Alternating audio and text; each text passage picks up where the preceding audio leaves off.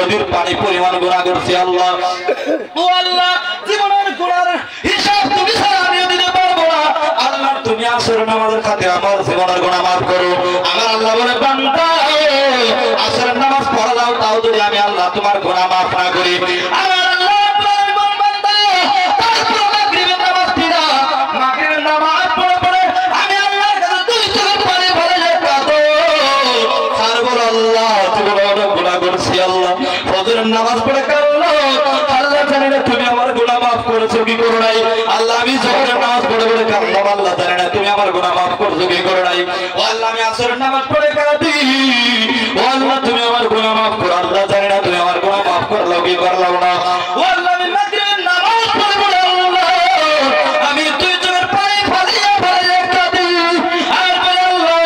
আমার জীবনের গুনাহ মাফ করো। আল্লাহ তুমি যদি আমার জীবনের গুনাহ মাফ না করো, আল্লাহ আমি ঈশার নামাজ পড়ে কাঁদি। আমার আল্লাহ বলেন বান্দা ও বান্দা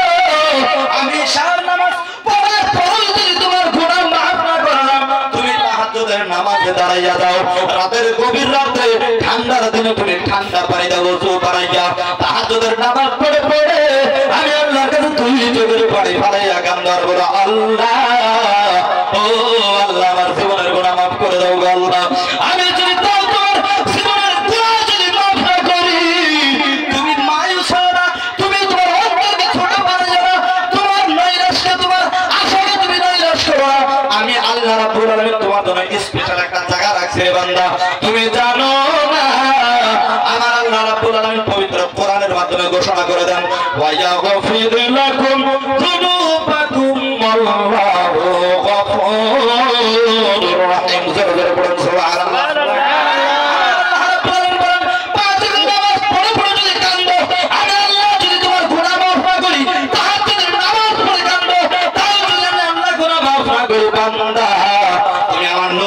ভালোবাসার সাথে তোমার জীবনকে জড়াইয়া দাও, আমার নবীকে ভালোবাসা শুরু করে দাও, আমার নবীকে মুহাব্বত যেমন ভাবে করো,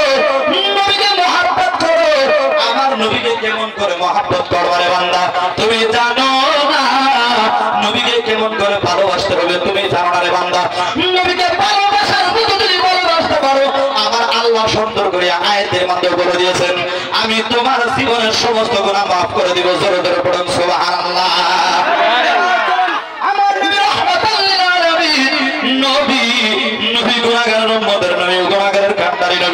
নবীকে প্রশ্ন করি ইয়া রাসূলুল্লাহ ইয়া হাবিবাল্লাহ হুজুর আমাদের আপনাদেরকে আপনাকে আমরা কেমন করে ভালোবাসবো, গুনাহগার উম্মতরা আপনাকে কেমন করে ভালোবাসবে। নবী আমার সুন্দর করে বয়ান করে, সুন্দর করে হাদিসের মাধ্যমে সুন্দর করে নবী আমার বয়ান করতেছে লা ইউমিনু আহাদুকুম হাত্তা আকুনা হাব্বা ইলাইহি মিন ওয়ালিদিহি ওয়া ওয়ালাদিহি ওয়ান নাসি আজমাইন। আমার নবী বলে বান্দা ও আল্লাহর বান্দা তোমরা শুনে রেখে দাও, দুনিয়ার জমিনে যেমন কোন পাপের সন্তান নাই, দুনিয়ার জমিনে এমন কোন দাওয়াইনা নাই, দুনিয়ার জমিনে এমন কোন সিয়াম নাই, দুনিয়ার জমিনে এমন কোন পিয়াম নাই, দুনিয়ার জমিনে এমন কোন ভাষাবিদ নাই, দুনিয়ার জমিনে এমন কোন ডক্টর নাই, দুনিয়ার জমিনে এমন কোন জ্ঞানী নাই, দুনিয়ার জমিনে এমন কোন মুসলমান এমন কোন মানুষ নাই যিনি বলবে আমাকে যদি তুমি ভালো না বাসো তুমি মুমিন হইতে পারবা না। এমন দুনিয়ার জমিনে কিন্তু কেউ বলতে পারবে না। বলুন কথা ঠিক কিনা? দুনিয়ার জমিনে আমিও বলতে পারবো না, আপনি বলতে পারবেন না যদি আমাকে ভালো না বাসেন আপনি মুমিন হইতে পারবেন না। কিন্তু আমার নবী কি বলেন শোনেন রে বান্দা শোনেন। আমার নবী বলতেছে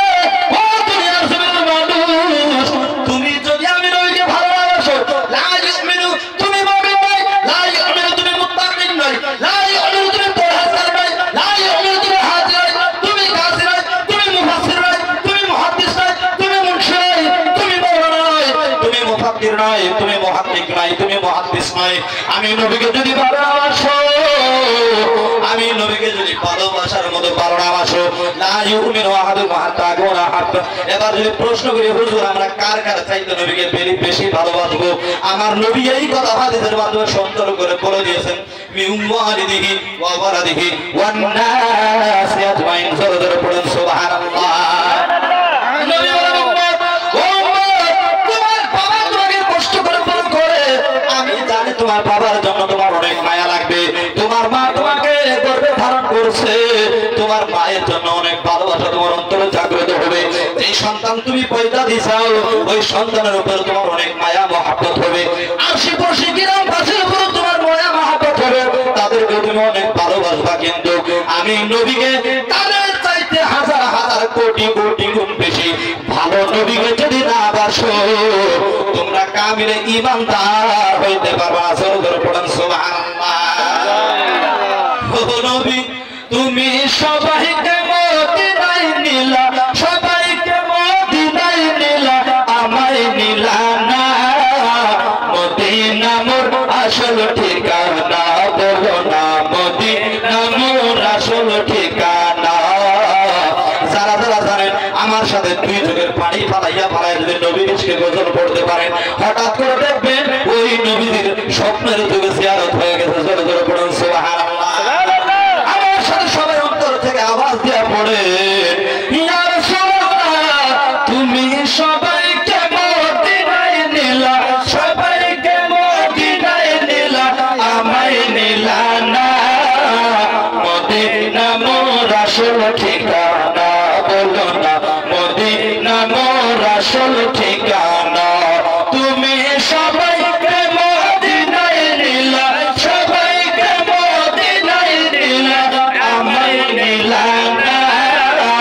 মদিনা মোর আসল ঠিকানা বলো না মদিনা মোর আসল ঠিকানা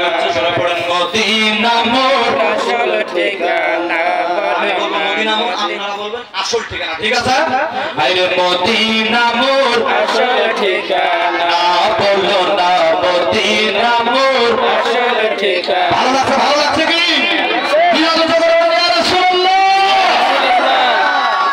নবীর সামনে গজল পড়বো ভালো লাগবে না এটা তো প্রশ্নই উঠতে পারে না হাসান আমিত্রা যারা আশিকের চলেছেন তারা তো খালি গজল শুনবে না হাসান আমিত্রা গো